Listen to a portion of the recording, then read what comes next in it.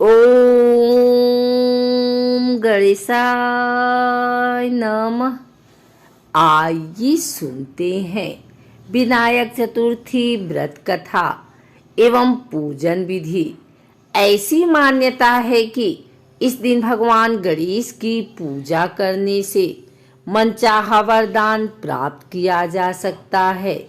इस दिन भगवान गणेश की पूजा अर्चना करने से बड़े से बड़े विघ्न को आसानी से टाला जा सकता है।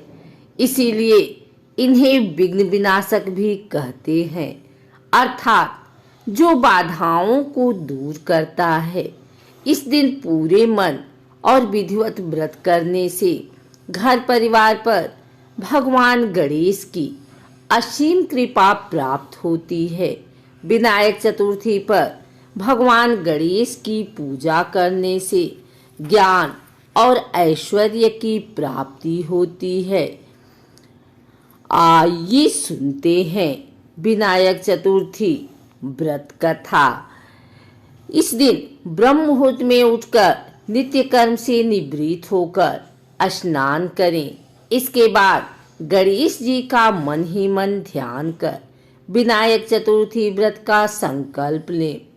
इसके बाद मंदिर में स्थान को साफ कर और भगवान गणेश की मूर्ति स्थापित करें।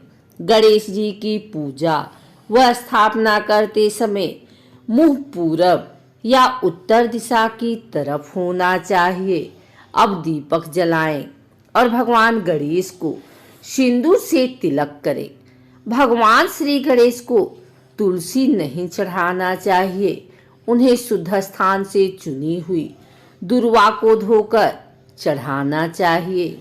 पूजा में भगवान गणेश को पंचामृत, चंदन का लेप, लाल धूल या कोई अन्य फूल, दुर्वा, घास, कुमकुम, अगरबत्ती और धूप आदि का भोग लगाया जाता है। भगवान गणेश को ओम गंग गणपतये नमः मंत्र बोलते हुए 21 दुर्वा दल अर्पित करें। बहुत से लोग इस दिन व्रत रखते हैं और पूरे विधि विधान से गणेश जी की पूजा करते हैं। विनायक चतुर्थी के दिन मोदक या लड्डू का भोग जरूर लगाएं। पूजा के बाद संकटनाशक गणेश स्तोत्र, गणेश चालीसा, गणेश पुराण आदि का पाठ करें। विनायक चतुर्थी व्रत व पूजा के समय किसी प्रकार का क्रोध और गुस्सा नहीं करना चाहिए। यह हानिप्रद सिद्ध हो सकता है। कथा के अनुसार एक बार माता पार्वती के मन में एक ख्याल आया कि उनका कोई पुत्र नहीं है।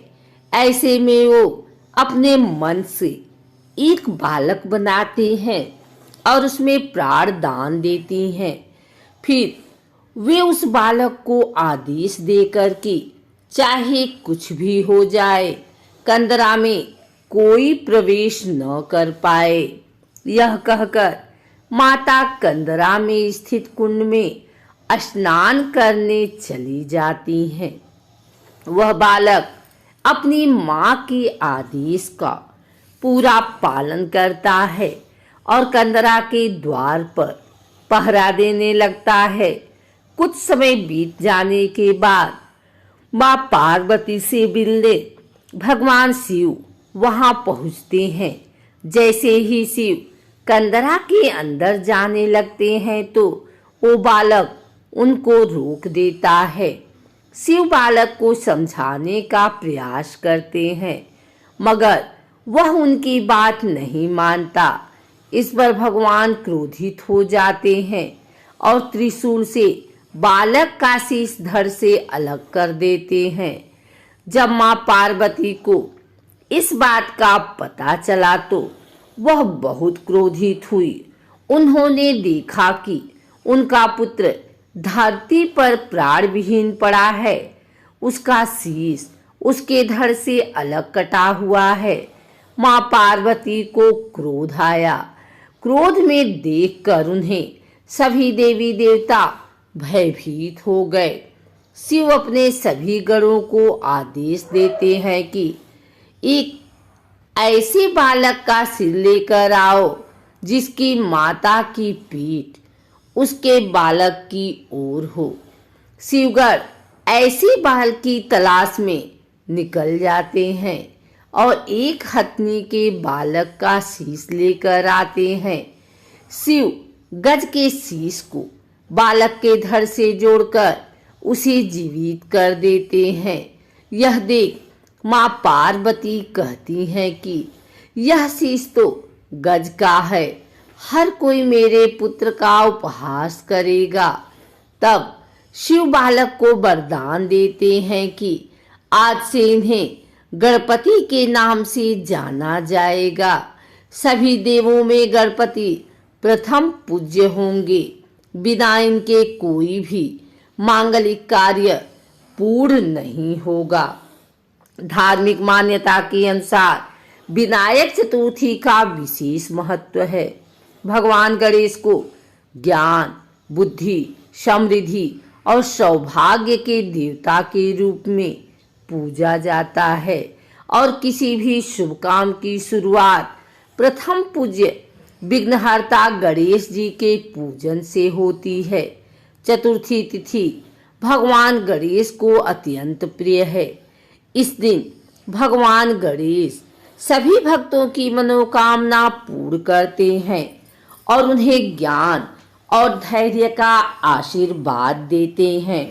विनायक चतुर्थी के व्रत में लोग रिद्धि सिद्धि आदि धन विद्या निपुणता आदि की अभिलाषा रखते हैं।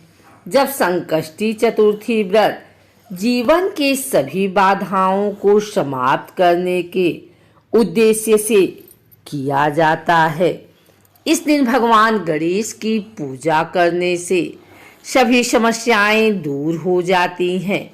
चतुर्थी तिथि को भगवान गणेश की पूजा करने से कार्यों में किसी भी तरह की कोई रुकावट नहीं आती है। इसलिए गणपति महाराज को विघ्नहर्ता के नाम से जाना जाता है। विनायक चतुर्थी के दिन चंद्र दर्शन का भी विशेष महत्व होता है। मान्यता है कि सूर्योदय से शुरू होने वाला विनायक चतुर्थी का व्रत चंद्र दर्शन के बाद ही समाप्त होता है। इसलिए विनायक चतुर्थी के दिन चंद्र दर्शन जरूरी होता है।